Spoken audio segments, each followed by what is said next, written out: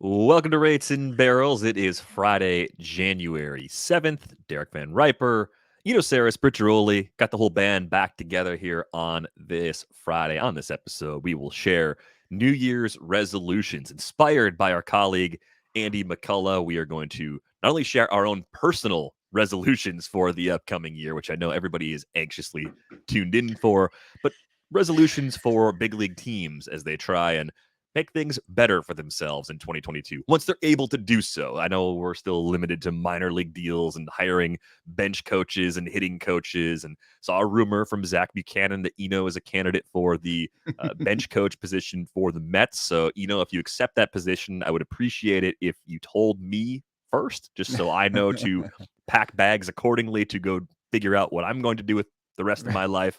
And so I can at least break the news on the pod some news to then take advantage of what you're doing. So just please make this as beneficial to me as you possibly can on your way out the door to become a member of the Mets coaching staff. All right. I do have one friend in baseball who's got a running joke that he thinks that's where I'll end up, is on the bench next to someone, but I just think that's insane. Next to Buck Showalter would be truly insane. That would be really funny. Having covered Buck stuff. Yeah, having covered Buck, having known Buck, that would be a tough sell. I love you, Eno. That would be a tough sell. I think you have a better chance joining their analytics department than joining Buck's bench coach team, especially Wayne Kirby is about to be hired. Joey Cora. Wayne Kirby is like an original Buck Showalter guy, so that definitely fits. What's interesting about Joey Cora, guys, is he's like a hand-picked Lindor guy to help Lindor. They're from the same hometown. Idolized Lindor. Lindor idolized Joey Cora growing up. And, that's a Buck move, like a chess piece move. So I'm trying to think, if he hired Eno, who would Eno be in charge of keeping in line? They'd have to hire like Jed Lowry next. Yeah. Sign Pete Alonso. They're like, Eno, you're in charge of only Pete Alonso. Yeah. Like, I don't even know Pete Alonso. It's fine, that's it. I know a lot of people associate Eno with pitchers all the time, but of the players on the Mets, Brandon Nimmo is the first player I think of on that roster when I think of Eno. We had an amazing conversation, actually. That was really fun. It's for a piece that I'll come out with this spring about not swinging, and Brandon Nimmo is elite at not swinging, and he's just a fun guy. He's just gregarious and they smile, just a great smile. Oh my God, what would be terrifying? If they put you in charge of Jacob deGrom and Max Scherzer, and they're like, these are your people. The two people that just make my insides wither. Yeah, and then you report to Buck. You have to report to Buck also. Yeah. So have fun. I think I would take up coffee. I'd take up something stronger than coffee. Yeah, exactly. Oh, we're off something to match the intensity. Fantastic start to this Friday show. So, New Year's resolutions are the theme. Look, I think it's a year to be optimistic, because we've been taking L's the last 2 years. Again, not the three of us necessarily, but just everyone in general. It kind of feels like we're taking L's as a team, big broad team, like all of us. Humanity, right. So we have to stay optimistic. We can't take another L. You can't have a 3-year losing streak as humanity. Can't imagine what that would do to us. Like, I've seen what a 2-year losing streak is doing to us, and it's ripping us all apart. So, focusing on the positives. Do you guys actually like to make New Year's resolutions? Like Britt, I think of you as the most dedicated athlete of the three of us by far. Eno and I are like battling for the silver in there. And I actually have to give Eno the silver because I actually saw him out running recently. There's proof. Eno's never seen me exercise. I was standing there like daydreaming, throwing the ball with Hazel. So I'm clearly in the third position right now. But what do you think about New Year's resolutions, Britt? Is that something you believe in? Actually, no, I hate them. Here's my opinion on New Year's resolutions. One, the new year actually starts for everybody on their birthday. So if there was a time that you were going to make a change, have a fresh start, it should maybe be your birthday. And two, my thing with New Year's resolutions is most people only keep them statistically. I think they're already broken. What's today, January 7th? People don't keep them because what happens is, and one of my sisters, who I love dearly, I have 3 sisters, is like the epitome of this. Like her resolution is work out every day, drink a green smoothie every day, do yoga every day. And people set these like such high expectations that they have no choice but to fail. Nobody ever says, I'm going to do 10 minutes of movement, right? Nobody ever sets these tiny little micro goals. Maybe your goal is to run a marathon, but you still have to set these like micro goals along the way. Like my goal every day is just to hit 10,000 steps. There's days where I just walk my dog as my exercise, and that's fine. There's lots more days where I go to the gym and I lift, or I do, Pilates or whatever. But I think you have to set yourself up to succeed. And people don't do that with New Year's resolutions. So that's kind of like my main problem with them. Is like, I'm going to eat healthy every day. Just never happens. How about most days? And you're tapping into just the thing that I have with self-improvement, which is incremental is way better. And like these huge life, I know it happens. It works for some people. Some people will run up against some sort of health problem and be like, whoa, I just need to cut red meat out completely now from now on, or whatever it is, and that if you're facing like something really big, like sometimes you can make that life decision. If you need to lose, 60 pounds, then you need to make a huge decision to lose that much. But I think for the broad swath of the population, just something smaller that is attainable makes sense. I do think that like having some sort of year-long goal makes sense. I'm interested to hear from you about like your lifting, because so last year I ran 750. That was a goal for me, 750 miles. I made it to 760 or so.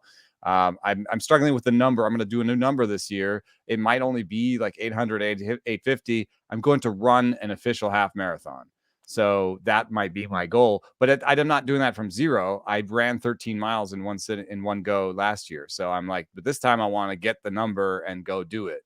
And maybe I only run 800 or 850, but I do like setting a numerical goal. So do you have in your lifting program, do you have like something you want to do this year that you haven't done? You want to deadlift something, or you want to squat something you haven't done before? Yeah, I want to squat 300 pounds, which I've been chasing for a little while. And so, yeah, again, like you go in increments, right? And you kind of have that goal, I think, and you have that.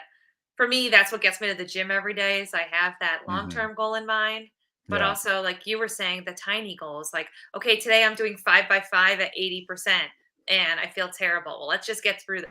Let's just Let's make sure try we and do that. just concentrate on every rep. Just try to get through every little step, and don't get too overwhelmed with, oh my gosh, 225 feels terrible today. How am I ever going to squat 300? I think you have to just take it in this tiny little day-to-day approach. Like I've been learning Spanish for the last year, and what's really been working for me is 10 minutes. I say to myself, at least 10 minutes a day, you have to do Spanish. Some days I do it for an hour because I get caught up and I'm like, yeah, let's go. Other days I'm like looking at my watch, like, all right, it's been 8 minutes. It's been 9 minutes, like it's a struggle. Oh man, I need to step up my Spanish. I'm doing Duolingo, and you can keep your streak alive on Duolingo by it's like 2 minutes. Yeah. And so I've been that's keeping the my thing. streak alive, but I feel like that's not enough. I like this 10-minute. I might borrow the 10-minute from you. Yeah, because again, you're never too busy. 10 minutes is a great number, I think, for a lot of people. That's why I mentioned it with like exercise and movement. 10 minutes is a great number because if you're feeling good, no matter what it is, you're going to blow past that 10 minutes. 10 minutes of reading, 10 minutes of studying, 10 minutes of walking. But if you don't if you're feel not good, feeling good, you can grit out 10 minutes. Yeah, 10 minutes. Everyone has 10 minutes. No one's too busy for 10 minutes. So Right. I think, you get these bigger numbers. People are like, I'm going to do this for an hour a day. And like, I don't always have the hour. People don't always have the hour, but 10 minutes, again, this is how you like approach these chunks, right? These tiny little things. This is how people write books. They don't sit down and write books. Like I read Stephen King's book all about this. He writes like a chunk a day. He has like a period where he writes in the morning and that's it. He doesn't just sit at his computer and type away all day. That's it. That He has seems a like a tiny better thing. way to live your life. Did you make any resolutions, Derek? No, I didn't. I'm kind of in the Brit camp of they just don't work if you do them right. And I have enough random times where I'm like, I'm going to try something new that pop up during the year where I feel like, a birthday resolution, or even just like I feel like garbage today. I'm just going to try to do this pivot to make things better. So I don't use the start of the new year quite that way. But I think if that's what works for you, by all means, do it. I think it's interesting too. We're getting questions about this a little bit on Twitter. People keep asking because of the news from Thursday that The Athletic is being purchased by the New York Times. Is the podcast going anywhere? No, it's not. Like I think as far as the three of us go, like it is business as usual. Like it's what you've seen in tweets and press releases and stuff that's out there, but it honestly does feel like things are exactly the same for the foreseeable future. And so just want to throw that out there on the pod in case people were like, hey, what's going on with you guys? Is the pod still going to be here? Yes. Changes to the schedule that were in place anyway, those are still going to happen. But as far as just like what we're doing, that's not changing all that much. Yeah, you may be able to find us in some other spots, but I think that, generally self-improvement is really difficult. I mean, like, for example, I have this one thing on the phone, right? Like, I would like to look at the phone less. I would like to use my phone less. However, it's really important to my job. You guys are both trapped in that. It is actually a legitimate important part of your job. For most people, it is purely a distraction. It is just a machine of distractions that it's up to us to really like find ways to just not get on there. Like I don't know how you separate yourself from your phone unless you had two, unless you had like a work phone and a non-work phone. That almost seems like it's adding garbage to garbage, like we talked about before. The safe you also plus hold replace phone time with some stuff. I like what Britt was saying. I want to read more, and she was saying that she puts the phone down at some point and reads to go to bed, and like that was off air. Sorry if you didn't want anybody to know read an actual book. Don't read on your phone. Don't yeah. scroll so I the think, paper or I an think, app on your phone. I think I like that idea where I'm going to try and put the phone down before bed and not look at it all the way up until I drop dead. So maybe that's why the chargers for phones are so short. So that way you can't plug them in and read them in bed. You have to plug them in and they kind of only go to like the one side of the nightstand. But I think everybody out there has leaned awkwardly out of bed, held the phone like stretched to its limits because it was going to die. And like, I just gotta scroll Twitter. I just gotta see what these tweets are. It's 12:30 at night. You've Get been awake out for of my 18 bedroom. hours. What are you talking about? What am I doing? Yeah. Because we've all been there. So I guess if I had a New Year's resolution, it's to kind of continue something I started doing around the time that we moved to California last year and keep Twitter off my phone. Like I don't have Twitter on my phone. Wow. I haven't had Twitter on my phone for months. I don't doom scroll it. I can't. It's not even always doom scrolling. Sometimes it's just like it's fantasy baseball draft season. What are my friends doing? How do their teams look? It's all going to be there when I get back to my computer. The stupid algorithm even knows what I like now. It's starting to show it to you. And it spits it back at me anyway. Even though I think the algorithm is stupid, it still actually kind of does its job. You don't need to doom scroll and do that all the time. So that's the thing that I already changed that I'm just going to try and like stick to because sticking with these goals is really important. Now, we should talk about this from a baseball perspective. And I think the practical application of this would be like, let's say you're the Kansas City Royals. Keith Law and I talked about them on the Athletic Baseball show that went up on Friday. We're looking at the AL Central and what those teams might do when the lockout ends. The Royals are one of those teams that I think need to have realistic goals for what is going to come in 2022. If the Royals' goal, their singular goal, is to win the World Series in 2022, they're probably going to be disappointed.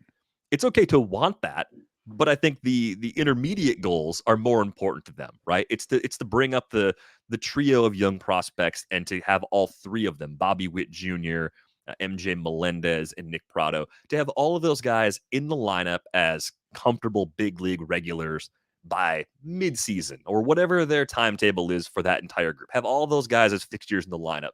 And make a run at 500. Make a run at 500. Yeah, at least be a 500 team. At least be within 3 games of a playoff spot at the trade deadline or whatever the actual numbers are. I think that's the type of goal that a team like that should reasonably set.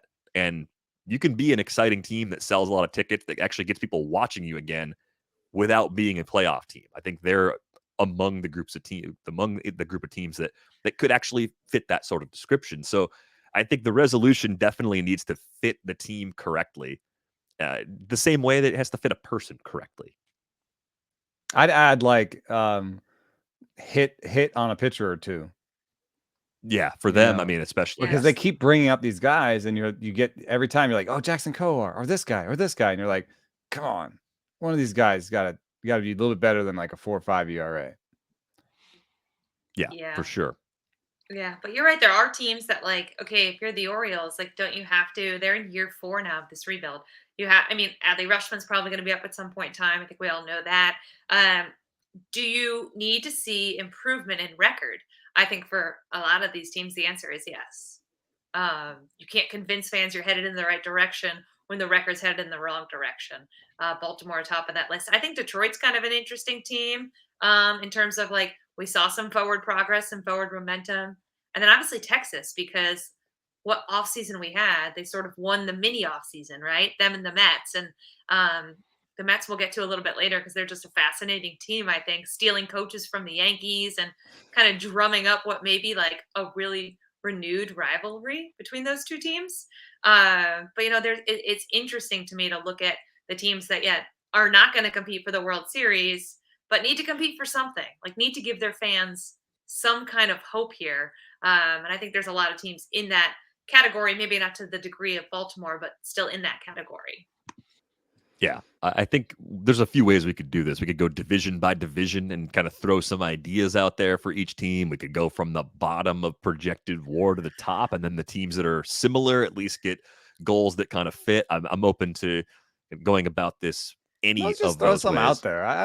Yeah. If we go systematic, then we're gonna be here for 3 hours. That's true. Maybe a very long pod. I think just what jumps out at you. One thing that jumps out at me is I'm sorting the depth charts, and the Rangers have crept their way up when it comes to bats. They're a representative team now with bats. They've got the worst projected pitching WAR in baseball, and it's not like, oh, they're in a group and they've got the worst by far. They've got 7.9 projected WAR from their pitchers. The second worst are the Orioles with 10.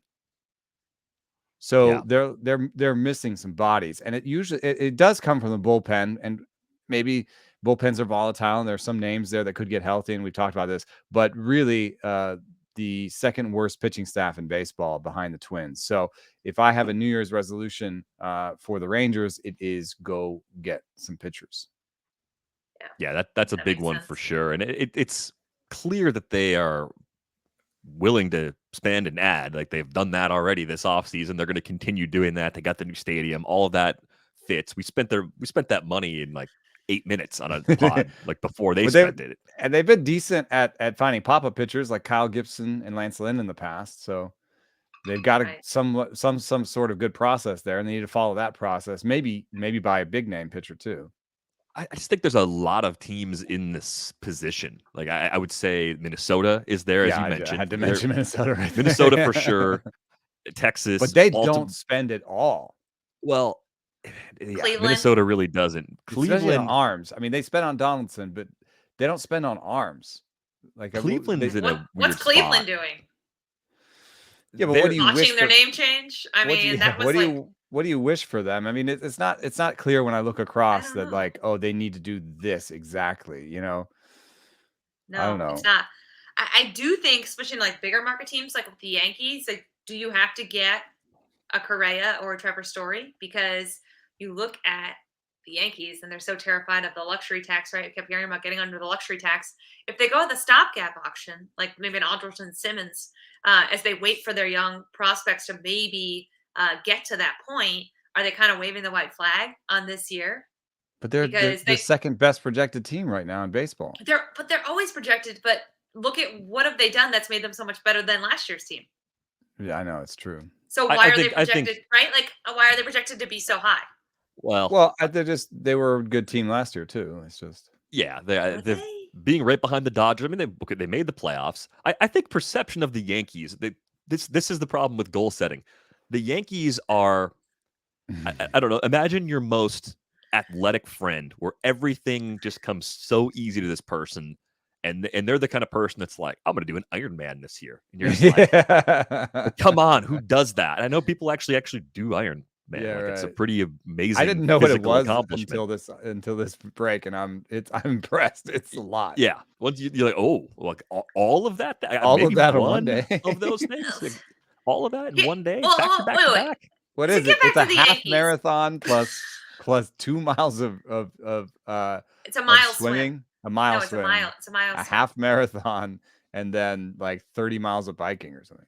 Yeah, The I actually bar is just considered doing different. one. You Yeah. guys did. are, yeah, because I swam the mile in college and I've run marathons. So Well, all I Well, have yeah. to So do is you've use the bike. you've done 2/3 of it already. Yeah. I'm not crazy about spending that long on the bike though. I'm not like part of the big Peloton craze or anything. So I don't know how I would fare. But I'm curious where this analogy was going about the Yankees. They are Well, the their goal setting is like, Totally I'm going to do an Ironman. I'm going to win it all. Or it's like the college football programs that have to win a national championship or their season's a disaster. If Alabama doesn't win a national championship in college football, they had a bad year. That's it. There's like one goal by which they are measured. The Yankees are measured that way.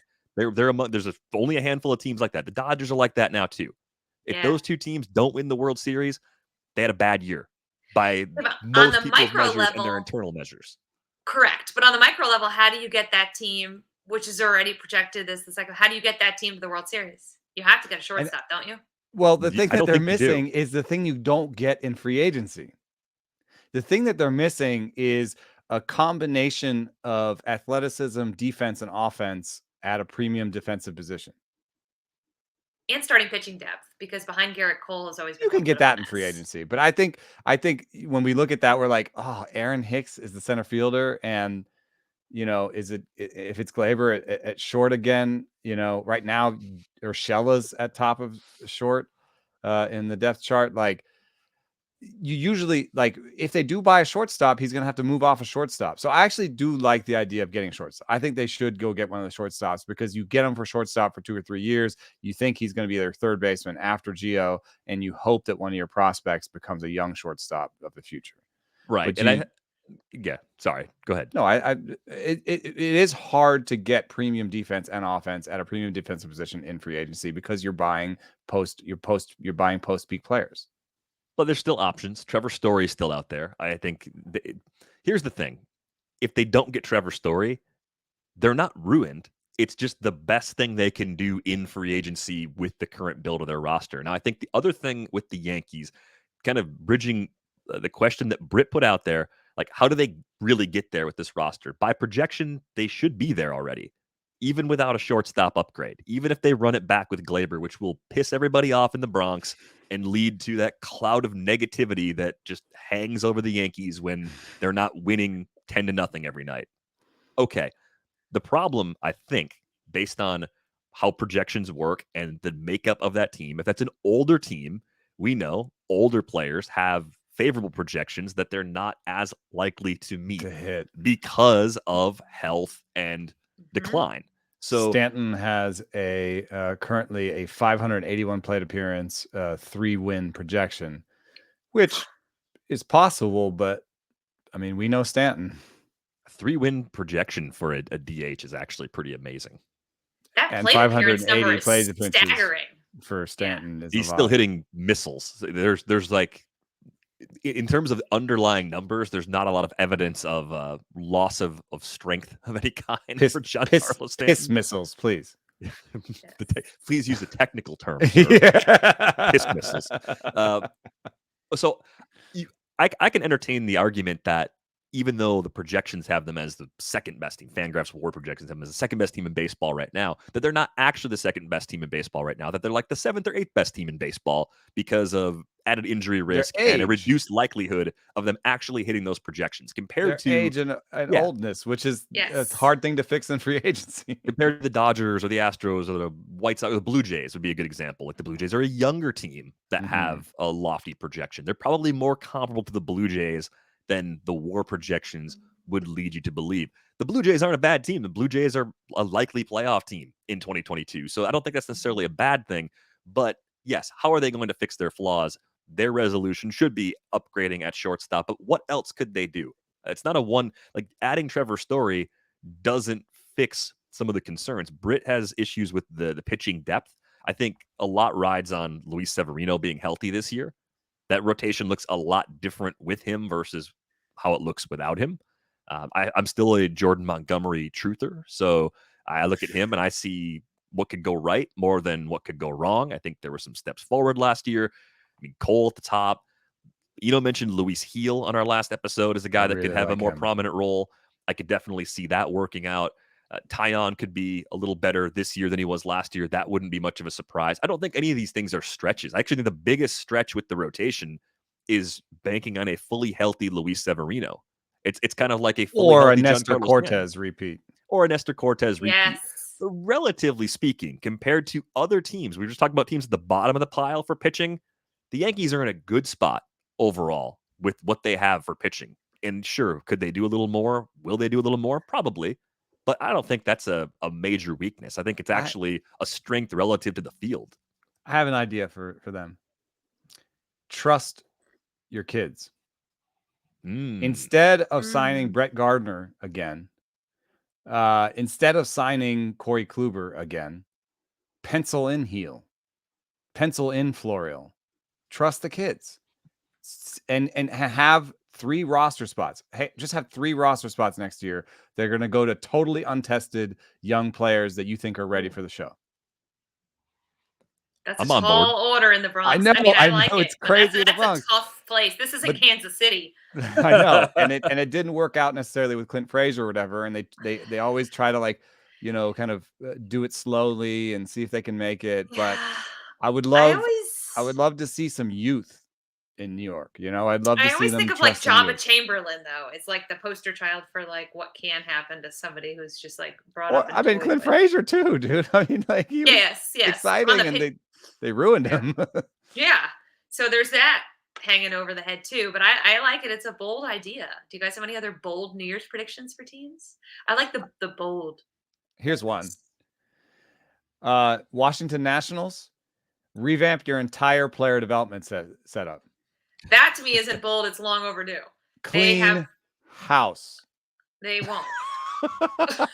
Here's something I've got that is eye-opening to me. So this guy, Pratik Brennan, at Painting Corner on Twitter, did an extensive analysis of players in the minor leagues and how they improved from year to year and how they improved all the way up to the major leagues, and kind of scored everybody on player development and how much their players improved over time. And the Washington Nationals were 25th in hitter development and 24th in pitching development. The only teams that were worse in both were, there was Baltimore. That's the only team that was worse in both was Baltimore. Well, I think me and you have talked about this before. We wrote a whole story about it. We wrote a whole story about it because I had a coach that used to be there tell me that check out the fastball velo when these guys get drafted versus when they make it up. I mean, they just don't have a good history of adding anything. And I challenge you to give me a player that Washington has developed. And I'm not talking like Steven Strasburg, which was a very obvious top pick. I'm talking when was the last time him and Soto were we selected great players and they were great. Yes. Well, Harper Strasburg picks were legitimate no-brainer ones. Any undisputed number 1 overall picks. Any GM in history would have picked those players in those spots. So there's no find there. It's the thing that happened. You happen to be bad enough at the right time to get franchise-altering players. Right. I've had Soto was signed, but yes. But Soto is Soto's different. Soto is that was a fine, but it wasn't a development win as much as it was a scouting win, I think. Yeah. That was my point. It's those guys didn't spend barely any time in the minor leagues. So when was the last time they had a 4th rounder, guy, 5th rounder, 7th rounder who came up and contributed to the big league team? They really haven't. I've had subjective reports, this is more you can't really report, but whispers of players that do poorly in their minor league system and then have to go to, these pitching labs and places and get better and then it makes it look like the Nationals did something. But no, that player actually got better when he went to, this place or that place. So that is not unique to the Nationals, though. That happens with a lot of teams. Yeah, that does happen, and they'll even sort of count on it or have sort of contracts with these labs to kind of outsource some of their PD, which makes analysis of PD very hard because a lot of these guys are going to Driveline or Kinetic Pro or these other places they go, Cressy's compound. So it does make it hard, but I don't hear good things ever about Washington PD. And I don't think the results on the field bear it out. And I think that it's going to get really tough for them pretty soon because, they're not going to get the 1-1 pick without a major tanking. And they have Soto, who's going to keep them single-handedly from being the worst team in baseball. And so they're going to do this weird mediocre thing unless they revamp PD. Correct. And they're not interested in tanking. They're not a tanking team. Like Rizzo has said that before, which I do admire. And I wish more teams had that mindset of like, we're not going to tank. We're going to try to be good as soon as we can. Now, they did get some prospects from the Dodgers when they traded Scherzer and Trey Turner. I don't know how much those guys are going to work out. But how much do I think that Gray is going to develop in Washington when they don't have a track record of developing? Josiah Gray. Correct. So. Yeah, there is problems there. Question. How different is the big league coaching staff when they acquire young players who are big league ready, which I would say that Josiah Gray and Keibert Ruiz would count as two guys who are big league ready? How much does that differ from when they try to develop a prospect from, rookie ball all the way through? Like, I think that's potentially different because I'm going back. Like you could have a really good major league pitching coach and paper over some of your PD problems. Sure. And I'm just looking at like the 2019 World Series roster. Like where did these players come from? A lot of them were via trade and free agency, right? Even Trey Turner. They traded for Trey Turner. That was a amazing trade. Was a trade. It was a player Morton to be named later. Signer. Morton was a signing. You're talking about Braves now. Yeah, well, you said World Series. I'm talking about 2019. You're talking about the Nationals. The Trey Turner they traded for. Anthony Rendon was actually a guy they drafted. They got him. Yeah. They actually drafted, but he's closer in terms of what he was as a player in college. He was closer to a can't miss. He was more like a Strasburg or Harper. They should still get some sort of credit for not wrecking him, but whatever. There were injury concerns and he dropped to them. So yes, but you're right. That whole roster, but that was the thing. They were the oldest roster in baseball. This wasn't a team of homegrown guys brought along that year. They were the oldest team in baseball. They had Brian Dozier and Gerardo Parra and and even that rotation. They bought Scherzer. They did draft Strasburg. So much money in that. They bought Corbin. They bought Anibal Sanchez. So they didn't really have they have Eric Fetty and Joe Ross, and Joe Ross, I believe, is not homegrown. I think they got him a little bit later as a trade, but Eric Fetty's homegrown. But so they don't have those big homegrown impact success stories. And think about to me, the best player development organization in baseball, or top three at least, is the Astros. And think about how different their World Series rotation was. Now they didn't win, but they signed 3 21, 20, 21, 22-year-old Latin American guys, and they were in their starting rotation in their bullpen doing prominent things, and nobody else in baseball is signing 22-year-old Latin American kids. That's not kids is not even a word that the 22 is oh my god, adults. Yeah. What are you doing there talking to adults? Yeah. I do think the Nationals done a better job internationally than they have anywhere else. Johnny DePueglia, I think, has really turned around that organization. We mentioned Soto, DVR's boy, Victor Robles. What did they do to him? A guy there. He's in winter ball right now. I saw him make an awesome throw. I think Maria Torres retweeted something, and I was like, hey, I'm clicking on this. This is a Victor Robles video. Victor Robles. Exactly. It's going to happen. But I agree with you. Is throwing out all these these crazy scenarios. I like it. I mean, I'm trying to think of some other bold projections for other New Year's teams. I mean, could Tampa Bay Rays finally get a stadium or something handled? It's not even bold. All right, let's go. Let's go to the more pressing one. Let's find a home for the A's, right? Yeah, that's true too. I still just the Las Vegas A's. Ugh. Please no. Please don't do that. I know. I agree. I mean, I don't know. Oh, well, McCullough had that build a dome for the Rockies, which was interesting. But here's the thing: the for the Rockies. Rockies. Here's the thing: the Rockies have a ton more problems than whether they're doming their stadium. How about let's start with ownership and let's talk about blowing things up. Like the GMs or everything was just like, hey, let's just promote some people internally and hope that everything. The guy who's been here forever, I mean? he'll fix it. He'll change it. He'll fix it. He'll come in and really light a fire. I mean, to be fair, probably the scouting was the only thing they're doing anything at, and he was their scouting guy, right? Yeah, I mean, I would look at that team and say there's actually some development success stories on the position player side. I know that gets amplified by the ballpark, and then it becomes hard to separate. Well, in Patrick's estimation, they were 16th in hitting, but 30th in pitching. Yeah, there's got to be ballpark effects in there, but yeah.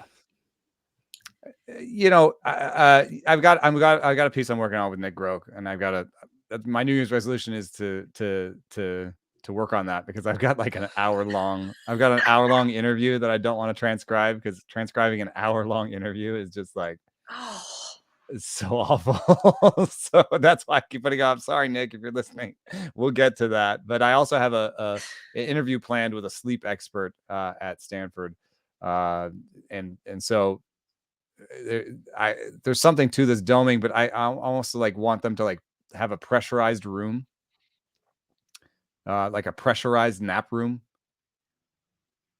You could sleep at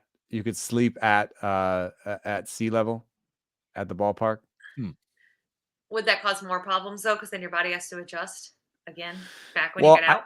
I think the whole thing is rest and recovery. And so if you can just give people a way to rest and recover. The other part is, getting enough oxygen into your lungs, like that sort of the thing where all the high altitude guys win the Olympics, right? Win the marathons. But I think that's just going to happen on its own, and that's just, you work out, you do that. But I think when talking to the players, rest and recovery is just super difficult for them. And you'll see injuries, you'll see just suboptimal performance. Something like that. But I like that idea. DVR, you got any bold New Year's predictions for teams?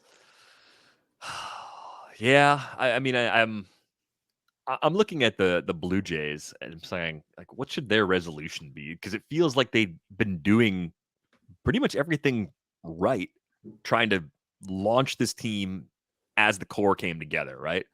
And I want to say, what in that division, which we talk about year over year, just being so incredibly difficult to win, what do they have to do to actually get into the playoffs and do damage? What's missing with the Blue Jays? And I think it's probably more bullpen depth. They need a little more impact there. It's one spot. Otherwise, one more infielder. I think the resolution is to commit and say, we're going to go get Jose Ramirez in a trade. We're going to add that one more impact guy. That would be really, really interesting. Because they're already flirting with the Houston level, big WRC plus low K percentage lineup that just beats you up a ton of different ways. You go one more in with Ramirez, you're better protected in case injuries are more of an issue. I know they missed George Springer for a good chunk of last year.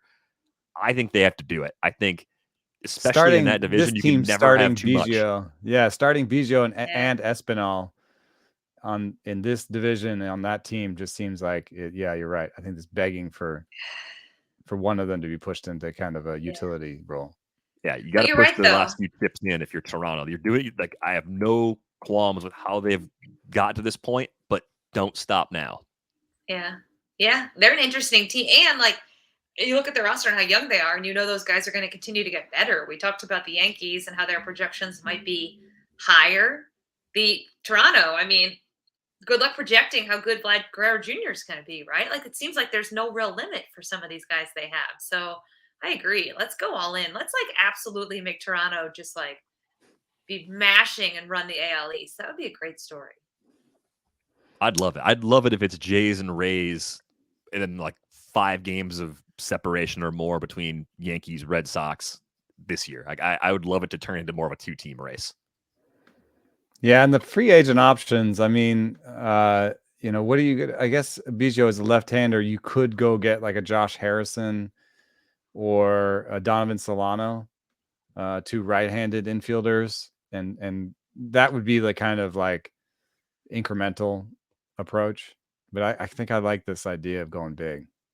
Yeah, I do too. Speaking of going big, if you're the Mets, it has to be like also a big resolution, right? I mean, one, they need to usurp the Braves, so basically run the NL East the last couple of years. But I think when you look at the moves that they've made, they're a team that like it kind of seems like World Series or bust, at least NLCS or bust. I mean, this needs to be a huge step forward after last year and all the optimism, and then that whole collapse towards the end of the first half.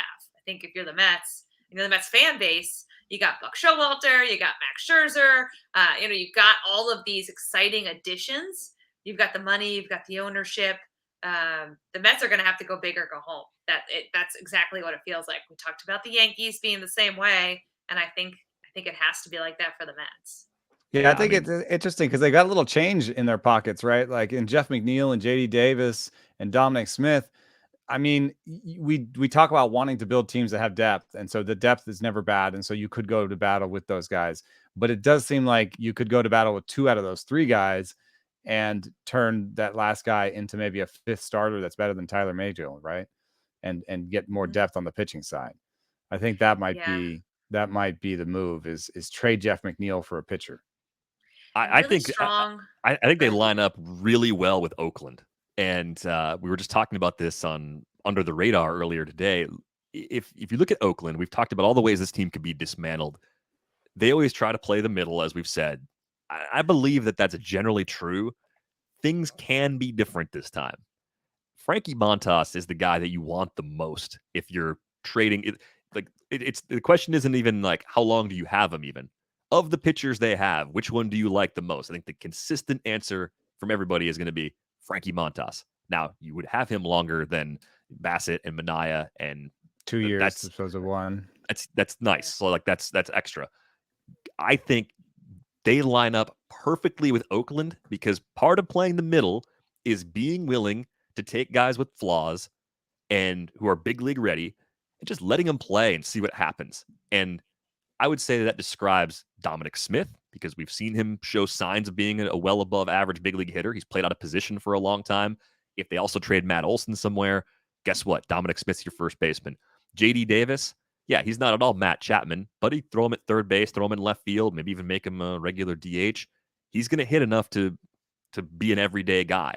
Jeff McNeil fits really well in Oakland, too. You could take a bundle of guys, some combination of those guys or all of them, and actually make a package that Oakland would be willing to give up Frankie Montas to get, because I think Oakland's different. I think they kind of either go like injured prospects to get more, or they go like big league ready guys where the star level ceiling's not necessarily there, but you're getting years of control and you're getting guys that you can throw in that lineup on a regular basis.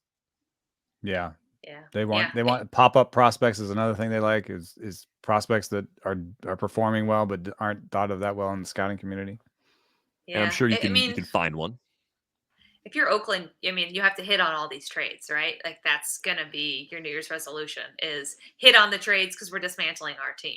And if you hit on them, you hope that the rebuild cycle is fairly quick and they can kind of get back to being that, plucky, competitive Oakland A's type of team.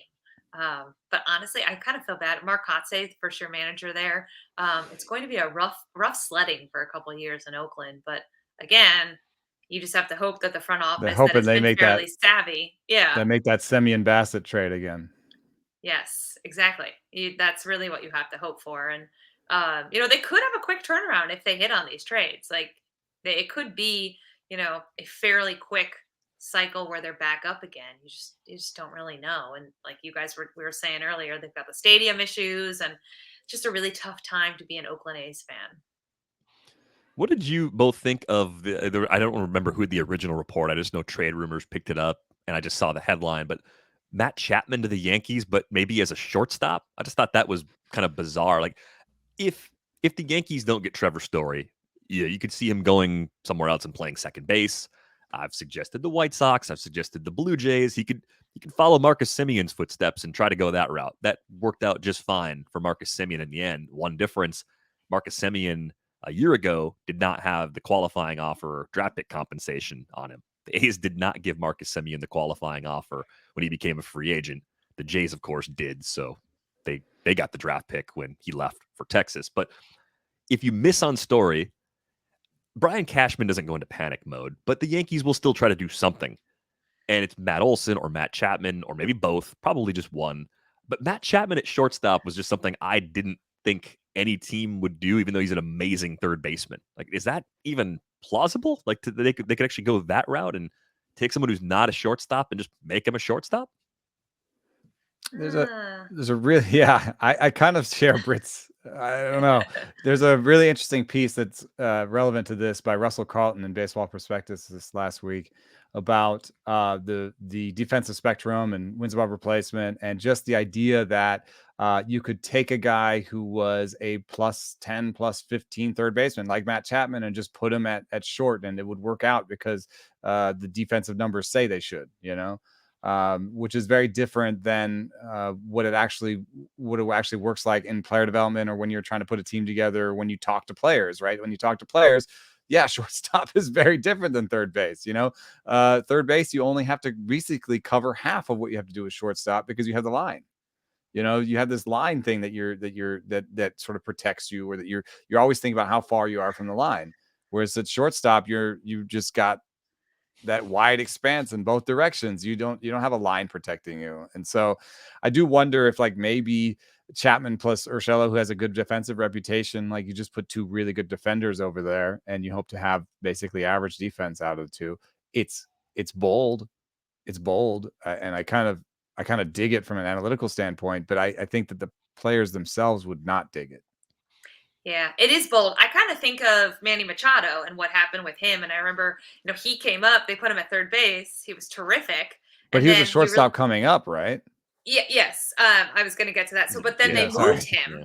No, you're fine. But then they moved him to shortstop because he badly wanted to play shortstop. He came up, he was drafted as a shortstop. He thought shortstop was so cool. They moved him to shortstop, and it did not go well for a while because he wasn't used to being involved in every play. I remember he talked about how exhausted he was. This is a guy who had surgeries on both of his knees. All of a sudden, like, you are literally, as was saying, you're the captain of the infield.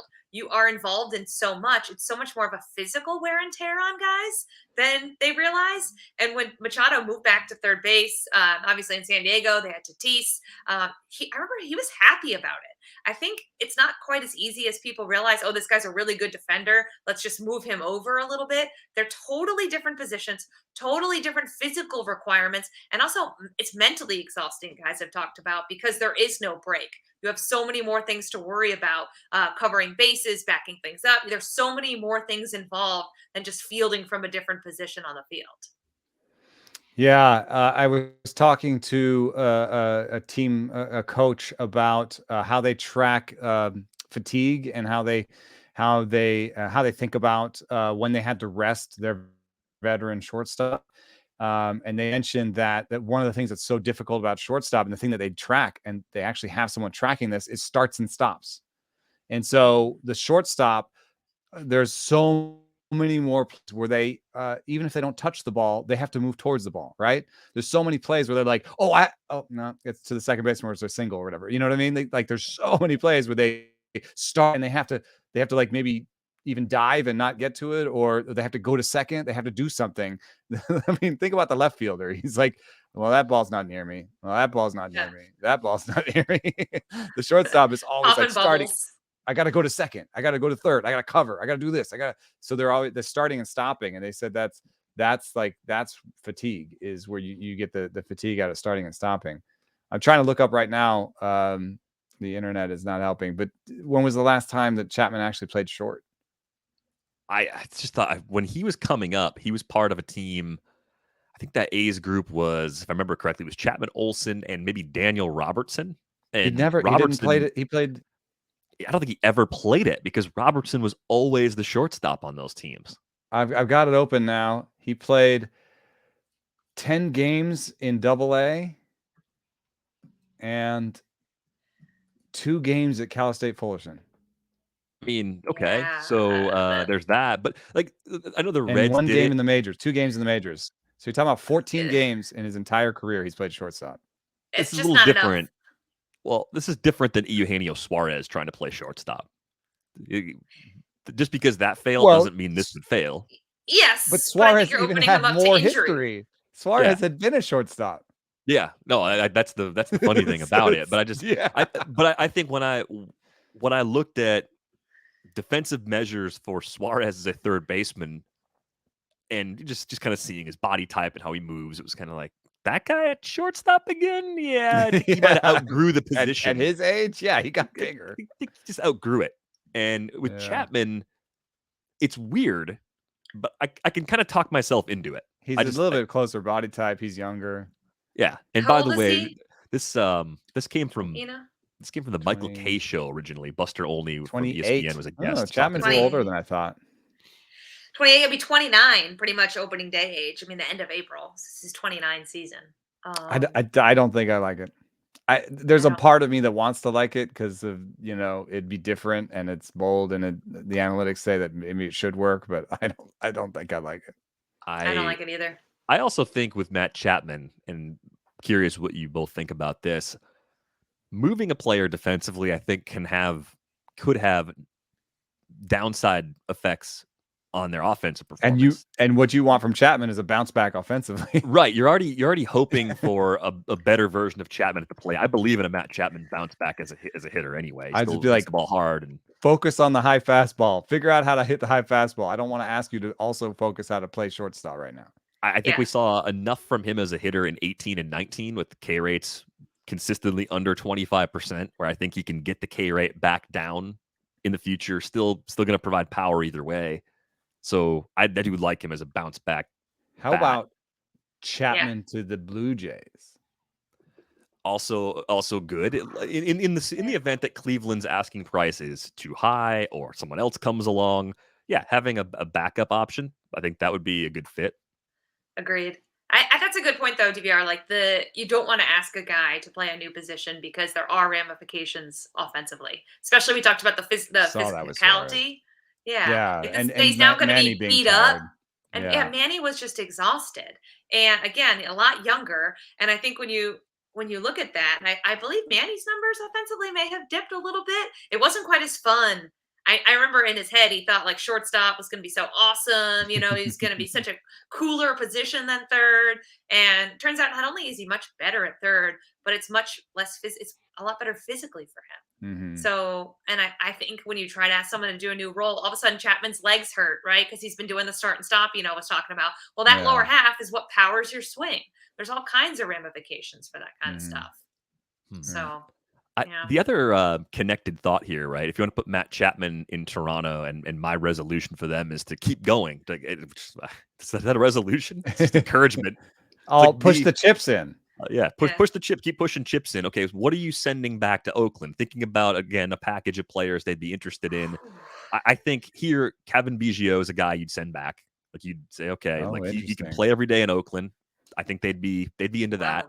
You've got big league catching depth, but they don't need that, so that doesn't help you. Like Sean Murphy's their catcher. Like they're not going to be as interested in Alejandro Kirk as other teams would be, or as interested in even Danny Jansen as other teams would be. But I guess you could go higher end if they wanted to move one of those guys. Right. Well, they've shown a willingness, right, Toronto, to move some of their top prospects to win now. So right, they did it with the Barrios trade.